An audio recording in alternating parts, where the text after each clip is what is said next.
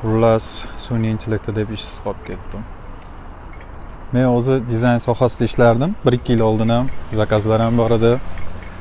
Klientlar ham bor edi, o'zlari kelishardi, har xil tipografiyalar zakaz qilib turardi.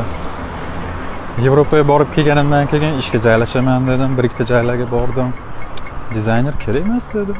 Sun'iy intellekt oson bo'lib qoldi.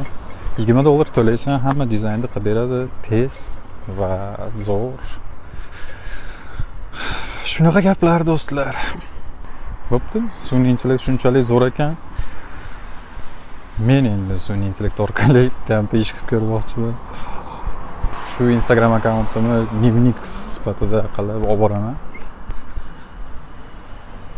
Qanaqa sun'iy intellektlar bor, nimalarga loyiq, shu narsalarni o'rganib bormoqchiman va o'rgangan sarim men shu Instagram akkauntga yuklab boraman.